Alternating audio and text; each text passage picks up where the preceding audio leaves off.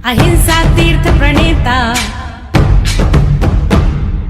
अहिंसा तीर्थ प्रणेता, जय जय हो भारत गौरव राष्ट्र संत प्रमुख सागर। स्वर्णिम स्वर्ण जयंती का अवसर ये महान है, मिलकर हम मनाएंगे गुरुवर देश की शान है प्रमुख सागर। जय हो गुरुवर प्रमुख सागर, जय हो गुरुवर।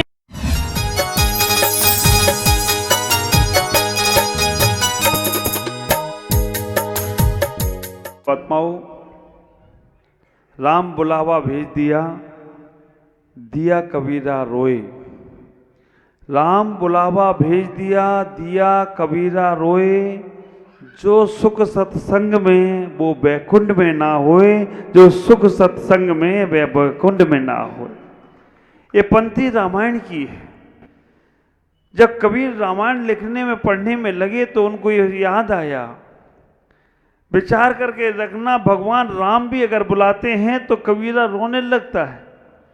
भगवान राम के पास जाने के लिए रोने लगता है। क्यों? क्योंकि वहां पर तो भगवान के पास जाकर तो भगवत सत्ता को ही पाना है, लेकिन जो सुख सत्संग में है, सत्संग एक वो गंगा है जहां पर कंकर जाता है तो शंकर हो जाता है। सत्संग वो एक है, कंकर जाए तो शंकर हो जाता है, और शंकर जाए तो तीर्थंकर हो जाए तो कोई आश्चर्य की बात नहीं। आप विचार करके रखना, सत्संग वो है, अगर बीज माटी में बो दिया जाता है और समर्पण भाव से बीज बो दिया जाए तो वो बीज एक दिन बट वृक्ष बन जाए तो कोई आश्चर्य की बात नहीं है। ख्याल करो, इतना ही विचार करो। अभी हमारे विधायक जी ने कहा कि बाहर संसार में सुख नहीं है, एक फ्लैट के बाद दूसरा फ्लैट होगा, एक गाड़ी के बाद दूसरी गाड़ी होगी, एक बाड़ी के बाद दूसरी बाड़ी होगी, एक लाड़ी के बाद नहीं होगी। गड़बड़ नहीं करना, तो लाड़ी भी बढ़ाते रहो, बाड़ी बढ़ाओगे, गाड़ी बढ़ाओगे, लेकिन आप विचार करके रखना, बाहर की दुनिया तुम्हारे जीवन में सोफा सेट दे सकता है, टीवी सेट दे सकता है, गाड़ी सेट दे सकता है, लेकिन दिमाग अपसेट कर देता है। हमें उसके लिए अध्यात्म रूपी गंगा में स्नान करना ही पड़ेगा। जब तक अध्यात्म के सरोवर में हम नहीं डुबकी लगाएंगे तब तक हमारे जीवन में कुछ होगा नहीं। महाभारत का वो प्रसंग याद आ रहा है। नारायण श्री कृष्ण लेटे हुए हैं और नारायण श्री कृष्ण लेटे हुए हैं, उसी समय वहां पर दुर्योधन पहुंचता है और दुर्योधन जाकर उनके सर के पास खड़ा हो जाता है। दुर्योधन सर के पास खड़ा होता है, वो कहता है कि मैं पहले आया हूं, मुझे पहले चाहिए। वहां पर जब अर्जुन पहुंचते हैं तो अर्जुन पैरों के पास खड़े हो जाते हैं। ख्याल करके रखना, जब सत्संग करने के लिए जाओ तो आप सर पर खड़े होते हो या चरणों में बैठते हो, ये आपके ऊपर है। दुर्योधन जैसे लोग सर पे खड़े होते हैं और अर्जुन जैसे लोग चरणों में खड़े होते हैं।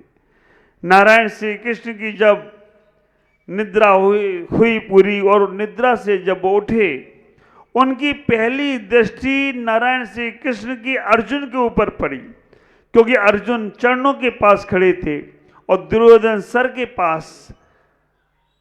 नारायण श्री कृष्ण ने पूछ लिया, कैसे आए हो तात, कैसे आए हो तुम लोग? दुर्योधन ने कहा कि मैं पहले आया हूं और ये बाद में आया है और हम दोनों में युद्ध होने वाला है, हमें आपकी मदद चाहिए, हमें आपका सहयोग चाहिए। ख्याल करना, नारायण श्री कृष्ण कहते हैं, दुर्योधन मेरी पहली दृष्टि तो अर्जुन पे पड़ी है, इसलिए अर्जुन पहले मांगने के अधिकारी हैं।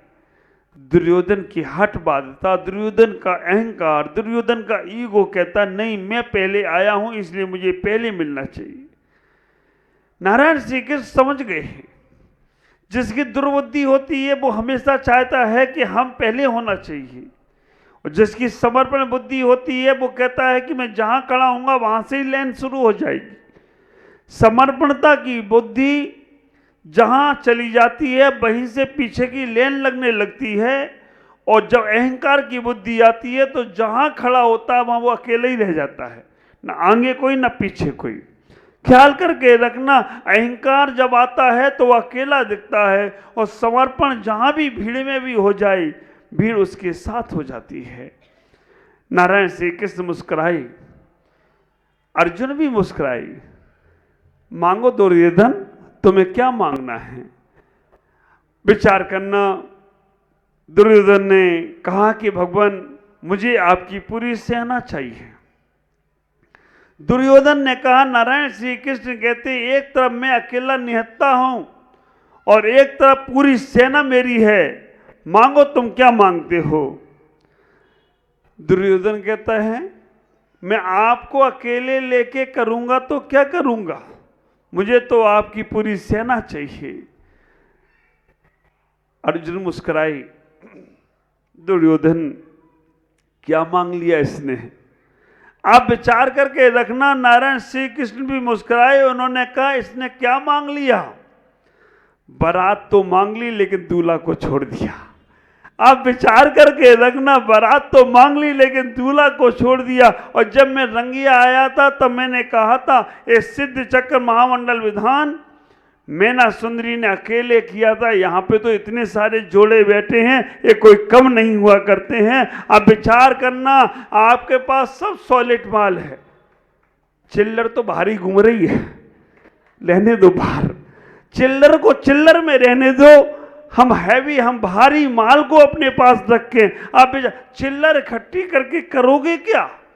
जेब में 4 चिल्लर डालो, आवाज करती है, और खर्चा का मौका है तो चारों किसी काम के नहीं। एक हाथ नोट रख लो, विधायक जैसा एक चेक आ गया, अपना भवन तैयार हो गया, इससे बड़ी और क्या बात होगी? विचार करके रखना, इतना ही सोचने का प्रयास करना। खाली डब्बा ज्यादा बचता है, ध्यान मत दो, भरे दिव्य की ओर चलने का प्रयास करो। नारायण श्री कृष्ण ने कहा मैंने तुम्हें दी सेना, अर्जुन को केवल अकेले निहत्ते मिली। नारायण श्री कृष्ण ने चुटकी लेते हुए कहा, नारायण श्री कृष्ण चुटकी लेते कहते हैं अर्जुन से, हार निश्चित है तेरी, हरदम रहेगा उदास। हार निश्चित है तेरी, हरदम रहेगा उदास।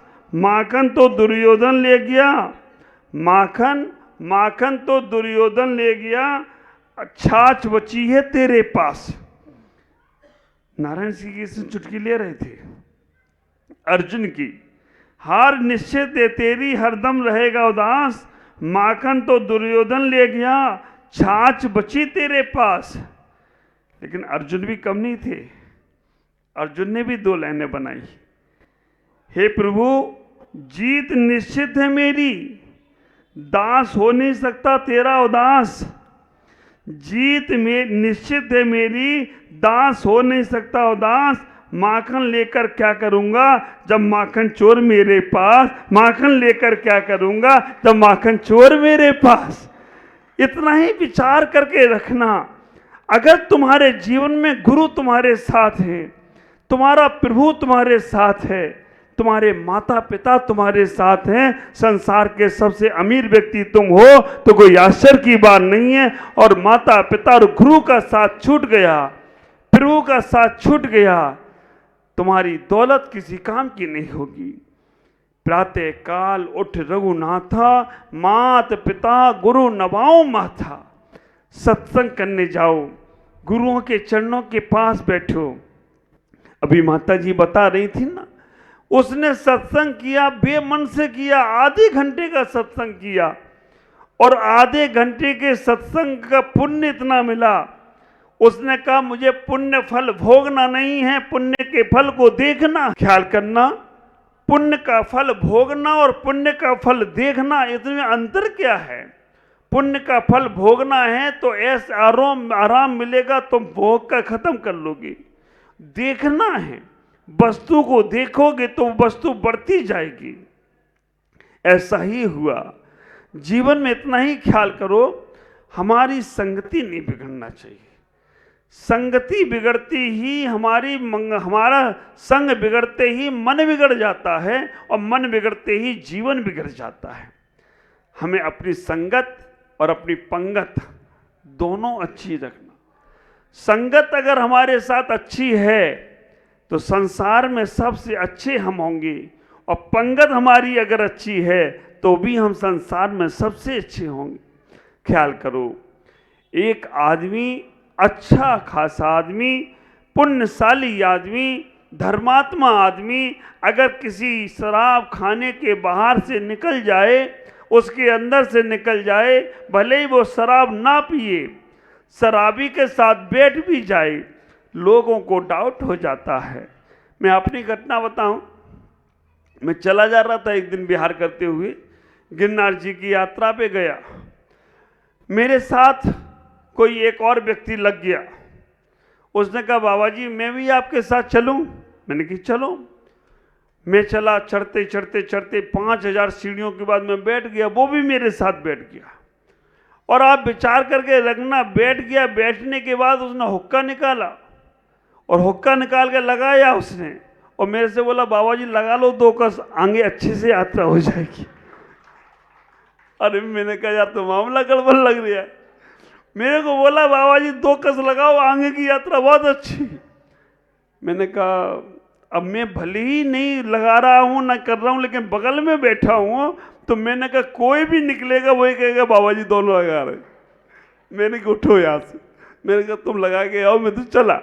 ख्याल करके रखना, अगर कभी भी तुम अपने जीवन में सामान्य सा उदाहरण देखो, ये महिलाएं एक डॉक्टर के साथ शादी कर लेती है तो इनको भी डॉक्टर नहीं कहने लगती है। केवल डॉक्टर से शादी की है, अगर टीचर से शादी हो जाए, मास्टर से, तो मास्टरनी हो जाती है, पंडित से शादी हो जाए तो पंडितानी हो जाती है। आप तो विचार करके रखना, जैसे जैसे संग बनता है वैसे वैसे मन हमारा अच्छा होता चला जाता है। मैं तो इतना ही कहूँगा, रंगिया वालों, होली के रंग में रंगना है और प्रभु के और गुरु के रंग में रंगना है, भक्ति के रंग में रंगना है। बाहर का कृत तो बाहर रह जाने वाला है। साया बनकर सब साथ चलें, इसके भरोसे मत रहना। साया बनकर सब साथ चलें, इसके भरोसे मत रहना। अपने भी कल अपने रहें, इसके भरोसे मत रहना।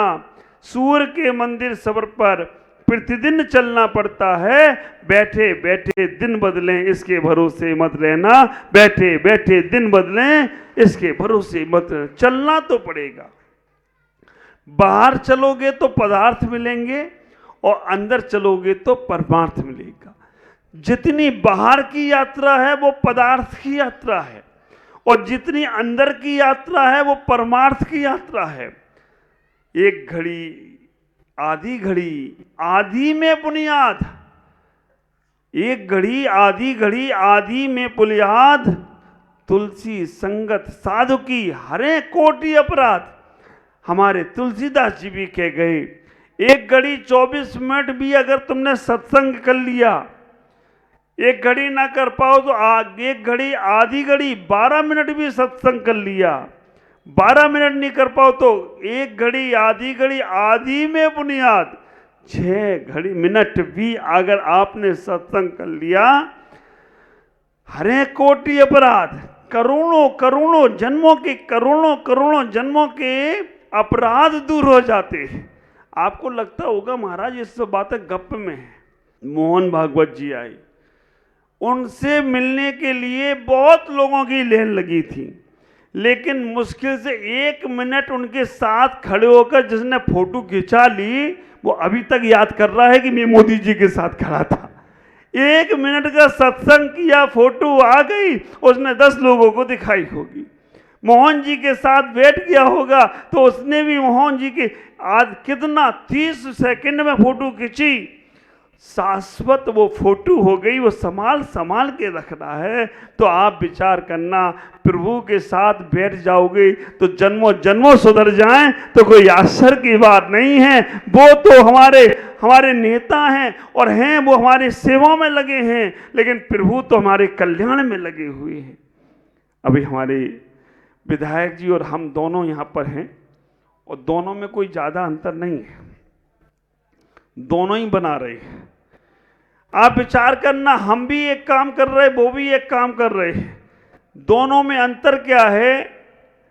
तकदीर लोगों की बिगड़ती है तो मैं बना देता हूं और तस्वीर बिगड़ती है तो वो बना देते हैं। तस्वीर और तकदीर, अगर रंगिया की तस्वीर सुधारना है तो हमारे विधायक जी की जरूरत है और रंगिया की तकदीर सुधारना है तो हमारी जरूरत है। विचार करना, भवन की तस्वीर भी बन रही है और भवन की तकदीर भी बन रही है। इतने पुण्य इस भूमि ने किए हैं कि बार बार मेरा सत्संग हो रहा है।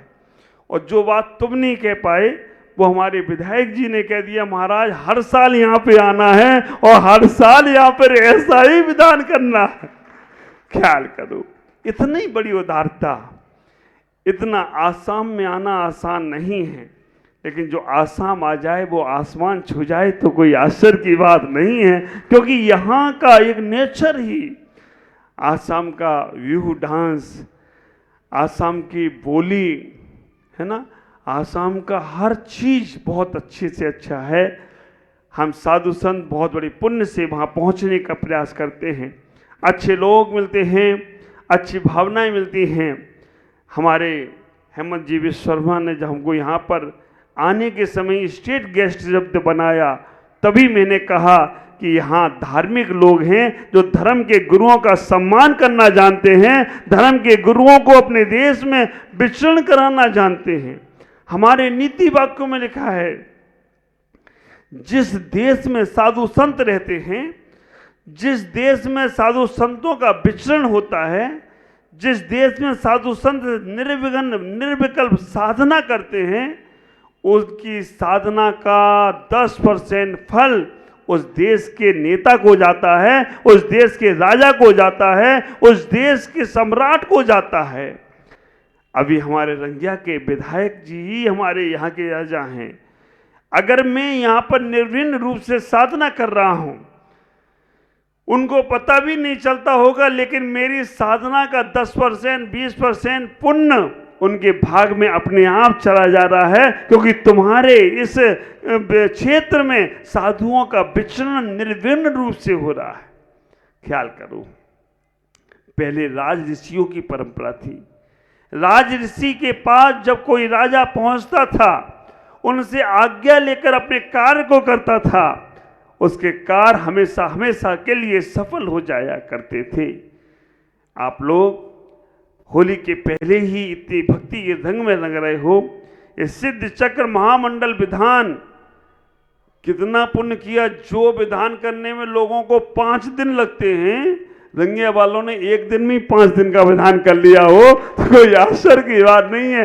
8, 16, 24, 8, 16, 32, 64, 128 पूरे चढ़ाकर पुण्य अर्जन कर लिया। मैं बहुत खुश हूँ और मुझे ये अच्छा लग रहा है कि हाँ, आप सब लोग बहुत लाभ ले रहे हैं और बहुत लाभ लेकर अपने पुण्य को बढ़ाने का प्रयास कर रहे हैं। ऐसे ही पुण्य बढ़ाते चले जाएं। आज संतों का आवागमन हुआ है, मैं जरूर कहूँगा संतों का आवागमन अगर हो रहा है तो कल हमारे भगवानों का भी आवागमन होगा, क्योंकि जहाँ पर संत का विचरण होता है वहाँ भगवंतों का भी विचरण होता है, पुण्यशाली जीवों का विचरण होता है। प्रधानमंत्री आने के पहले हमारे विधायक जी आते हैं, सीएम आते हैं सर्वे करने के लिए। जब वो कहते हैं हाँ परफेक्ट जगह है, तब प्रधानमंत्री आते हैं। तो हमारे परमात्मा ने भी हमें भेजा है कि देख के आओ सर्वे करके, रंगिया जगह अच्छी है तो फिर मैं भी आ जाऊंगा, कोई दिक्कत की बात नहीं है। सर्वे में आप लोग जितना पुण्य अर्जन कर लोगे, जितना भक्ति कर लोगे, उतना तुम्हारा बढ़ता बढ़ता क्रम होता चला जाएगा। ये भावनाओं के साथ सभी को बहुत बहुत मंगलमय आशीष। ओम नमः, जय गुरुदेव।